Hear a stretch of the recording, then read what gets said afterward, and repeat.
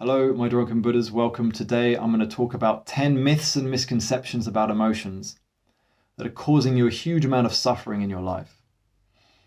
Feeling trapped, lacking, not good enough, stuck, frozen, anxious, depressed, constantly striving, addictions.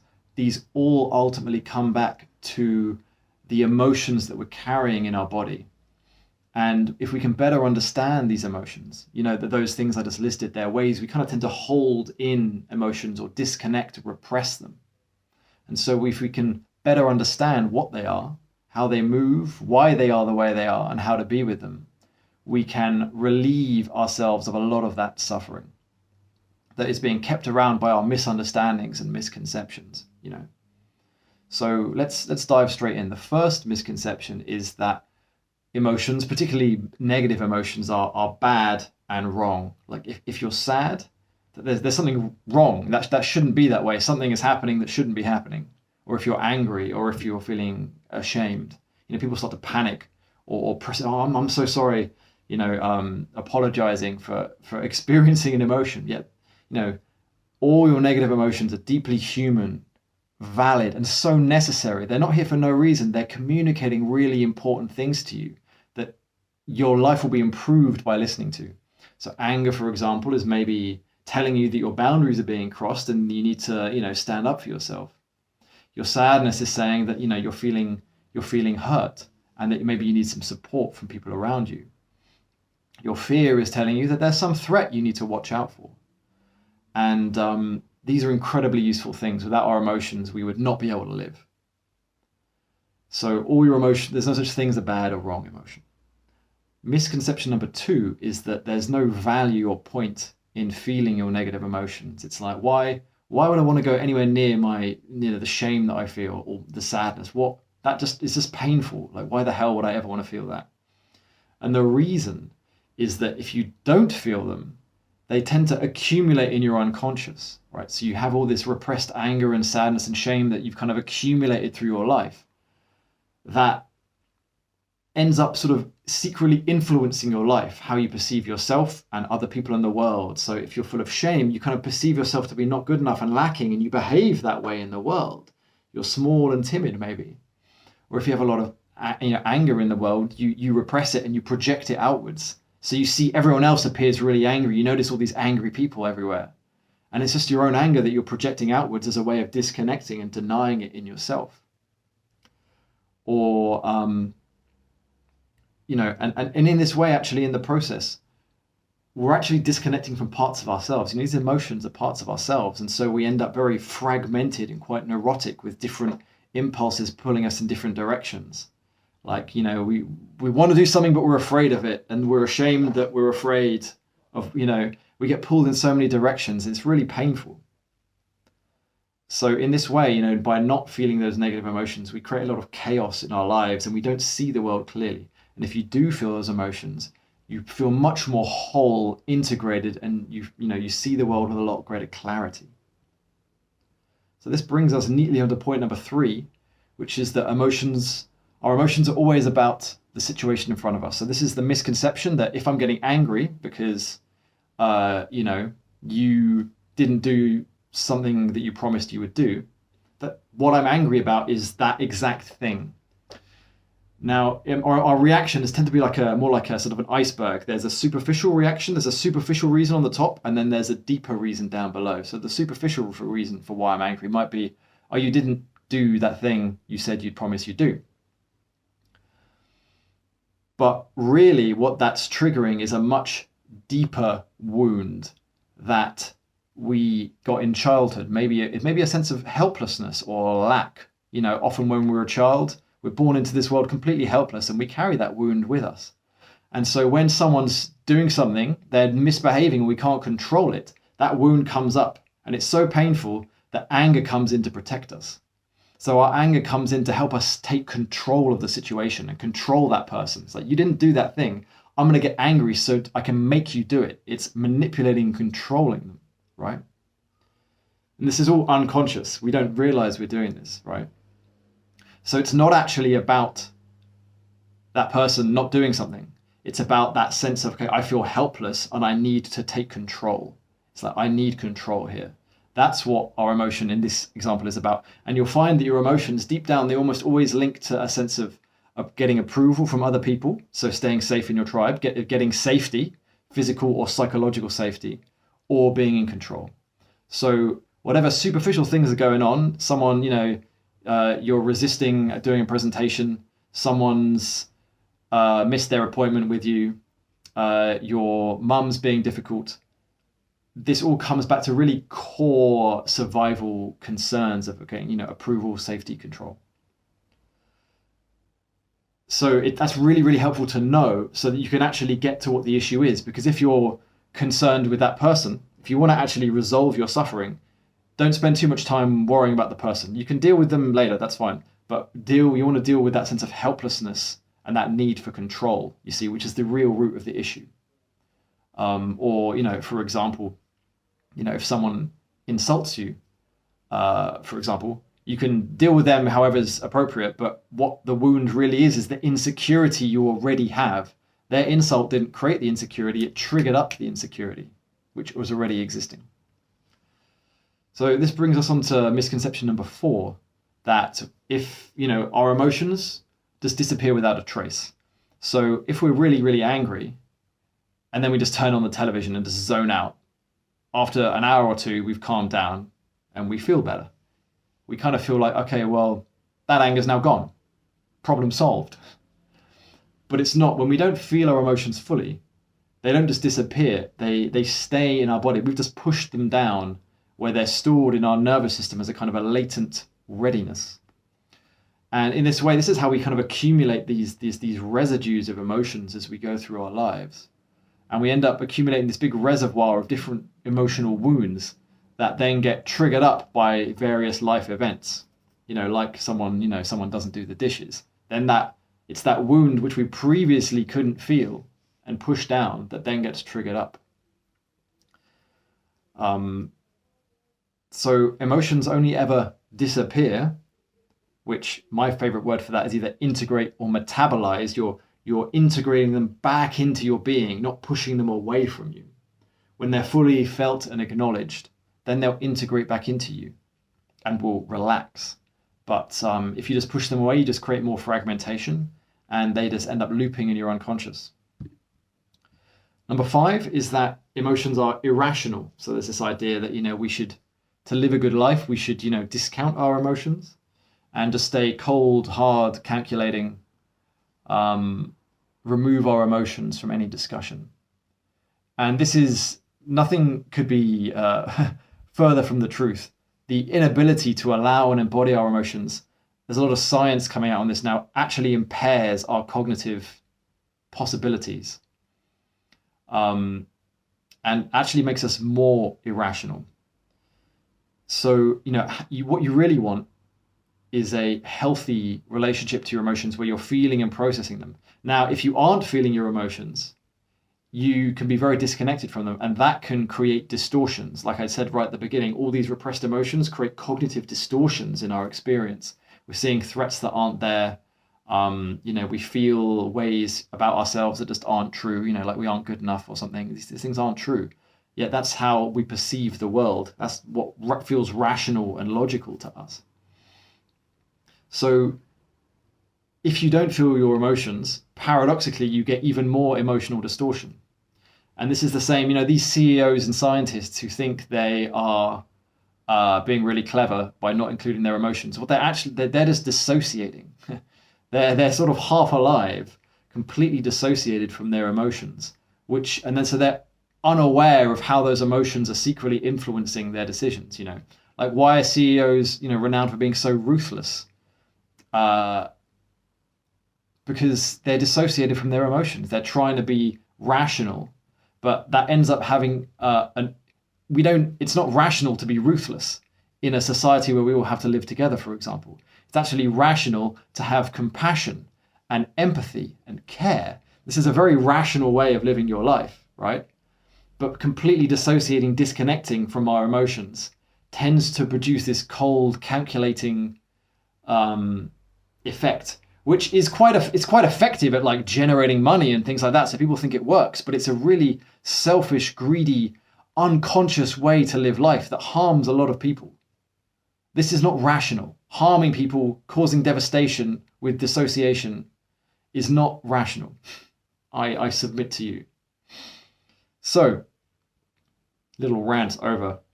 Misconception number 6, or let me just actually say on that. So, in where you really want to be is where you're really in tune with your emotions. And then your emotions, they're not trauma you're holding from the past. You're not disconnected from them. Then they're a really good guide. You can really feel your gut. You're really in tune with your gut and your heart and your head, and your gut, heart, and head are working together to help you navigate life and make the right decisions. And then you feel really beautifully in flow and really authentic when that's happening, not just in your head. So number 6, this is the idea that emotions are created by your thoughts. So, you think certain things, then maybe you, let's think of an example, that you have a memory of some, last week when your boss got annoyed at you and you feel upset. And it feels like, okay, thinking about my boss is what caused myself to feel upset, right? And that's what's going on here. But it's actually the other way around. So when you think about your boss in that moment, it's triggering a wound that was already there, right? We're carrying so many repressed emotions and wounds around with us that we haven't felt and dealt with from earlier periods of our lives, that when that memory pops up, it's actually it could even be being driven by the emotion that's very repressed as a way of attempting to come up. Do you see? The story we're telling, that the reason that memory is the way that it is a result of the feeling. So say there's this upset, there's this sadness here. That memory will be of the boss's feeling is attacking and being really threatening. Whereas if our body was clear of that wound, of that upset, maybe the boss wouldn't appear threatening, and they might appear even funny. It's like, okay, my boss, he's getting really head up. He's getting really stressed about this thing. It's kind of funny that this person is stressing out. It doesn't feel personal, like it's a threat to me. The threat comes from the sense that I have a wound here that can be threatened. If there is no wound, there is nothing to be threatened. And so the thought feels much more innocent. This is helpful to know because it guides you towards what's the actual root of the issue, which is always the emotion in the body. So the problem is never concrete, never ultimately with the thoughts you have in your head or what other people are doing, the events out in the world. It always comes back to this root issue of these emotions, the dysregulated nervous system, the survival energy in your body. And if you work that and process that through, the rest of it changes and transforms, right? That's why this work is so valuable, of feeling your feelings, because you're perceiving all these problems, these threats, and trying to deal with them, whereas actually the switch is inside. If you flick the switch inside of processing your emotions, it's like the filter comes off, and the world is no longer perceived to be full of threat, right? The world changes, your experience of the world changes as you change your inner experience. Number 7 is that emotions have nothing to do with physical health. So that, emotions are their thing, this thing over here, and then you have your physical health, like, skin issues, stress, fatigue, chronic pain, maybe autoimmune disorders, stuff like that. But there's more and more science coming out showing how emotions are deeply implicated in our physical health.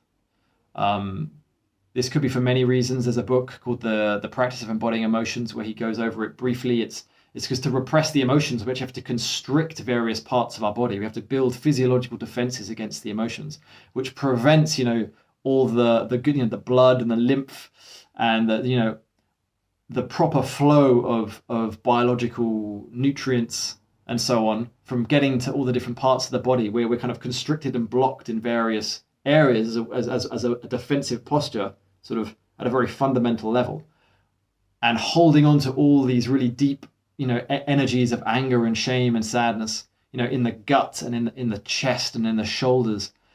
And this wreaks havoc with our physical health. causing all kinds of, for me, it's, eczema and skin issues, gut issues, I've had fatigue and brain fog. Chronic pain is very often linked to repressed anger, for example, like lower back issues people have. It's often linked to a repressed anger because the pain is a way it distracts us from the anger. Our body would rather that we're in physical pain than that we, really express that anger, which feels so unsafe and like it would be so disruptive. So, yeah, it's a really huge one that the emotions are massively implicated. Number 8, misconception 8, is that you're aware of all your emotions. This is a misconception. Yeah, I'm aware. People think and assume that they're aware of everything that is within them, the emotions that are in their unconscious.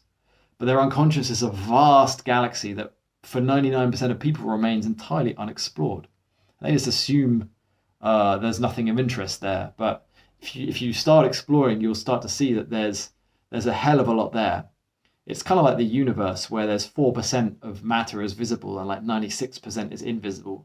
Your own being is the same. About 4% of the thoughts and feelings that you can feel are kind of visible, and there's about 96% of it is invisible, unconscious, very deep down. And you don't even suspect it's there precisely because it's so unconscious. It's so well repressed. It's so well hidden by you that you don't even suspect it's there. And we have all kinds of defenses against these beliefs. So I can't cry, or I can't get angry. And some of us even think, I'm not an angry person at all. I've just never been angry. I'm not angry.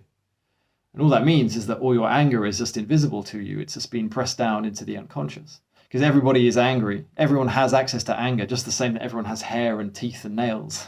It's part of the human experience. And it's either conscious or unconscious.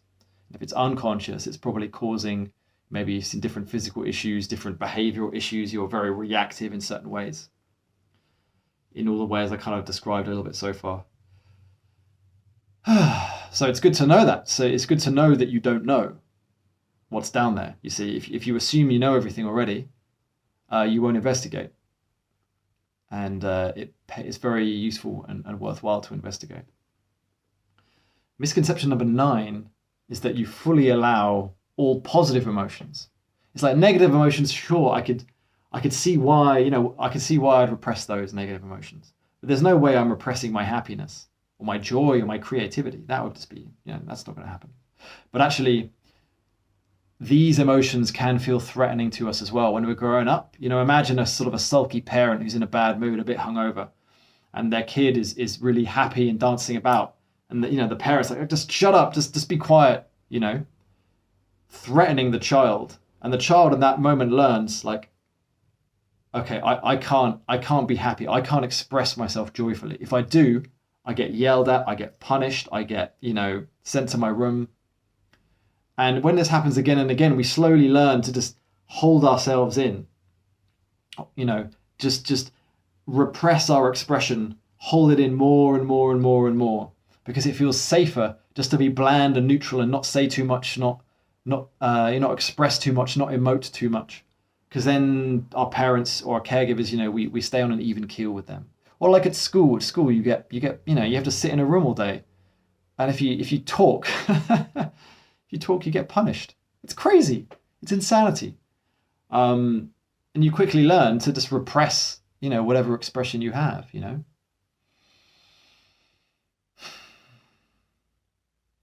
So it can feel vulnerable. Or sometimes we've learned that if we have a deep deficiency story being not good enough, that maybe we feel like we don't deserve to be happy. Like if there's happiness coming up, it feels threatening because it threatens our belief that I'm not good enough. It's like, and we need that belief to survive. I need to believe I'm not good enough so I stay small. So if I'm happy, that might make me become big, and that would be very threatening. So I have to keep that happiness down. You know what I mean? You'd be amazed how much that happens. Misconception number 10 is that you don't want any of this, that you don't want any of the things I've been describing on some level, that you don't want your negative emotions, that you don't want your suffering. We assume that we're not holding on to these things or creating these behaviors and these patterns. But actually, unconsciously, we're very, very attached to all the things I've just described. Very attached to pushing away our emotions, projecting them outwards, holding on to our survival strategies, being ignorant, deceiving ourselves, lying to ourselves about what we're feeling. All this kind of stuff, all the suffering, we're actually holding on to because it helps us feel safe, in control, comfortable, to get approval. And that's what it comes down to. All of that stuff, the survival, is more important than feeling whole and integrated and clear and happy for our nervous system. So what it does is it creates these survival strategies, and we cling on to them very tightly. And so what's kind of or we complain about them. It's like, I've been depressed for so long. Yeah, actually, unconsciously, we almost want, quote unquote, to be depressed, because in the past, that kind of holding ourselves back, would have incurred the wrath of a parent, or perhaps the emotions that would come up if we weren't depressed would be so overwhelming, it would almost kill us. I'm not suggesting it's anyone's fault in the slightest that any of this happens, but we are attached to these things unconsciously. So, that was a lot. What do we do about any of this? The answer is to investigate and to become more conscious of what's happening. So we want to learn to get in touch with our body, to notice the patterns of our mind, and to start to understand why it's doing what it's doing, and to be able to meet some of these emotions in the body and learn how to feel them. Because as we learn how to reconnect to these emotions and to feel them,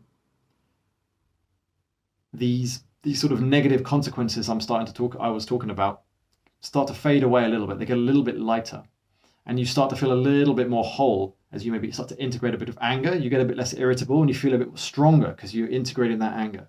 That shame, if you start to feel some of that shame that you're carrying around with you, you feel a bit lighter, you feel a bit braver, you can take a bit more risk. And you don't feel like you're as lacking quite as much. If you can process some of that fear, you feel a bit more courageous, and you feel a bit lighter. It's not like you don't feel tense and trapped all the time. And so in this way, we start to eliminate, this is the real root of our suffering that we're talking about here. Just the real basic sense of who I am and what reality is. Like, people don't realize they're walking around very dense, contracted bodies full of anger, shame, and sadness. And they think that's just what life is. That's just one experience of life where we're very emotionally unaware. And there's no judgment or shame in that in the slightest. None of us have ever been taught, but it's the case. Whereas when we become more emotionally aware, our experience of the world can get a lot lighter and more joyful. And there's still emotions, negative, difficult emotions that come up, but they're much more spontaneous. They come and they go. It's not just like they don't just come up and weigh us down and get stuck with us forever, affecting how we're seeing the world. So I've got other resources below on how you can work with this. There's an episode of video on resourcing, which is great for getting in touch with your body, feeling safe in your body. I've got a video and a blog on how to feel your feelings. And I've got a specific video and blog on how, repressed anger in particular, which is a big one. So those are good starting places. I also have my nervous system toolkit, which has got a ton of different tools you can use to start to get in touch with your body and emotions. Beautiful. Good luck. Godspeed. Peace out.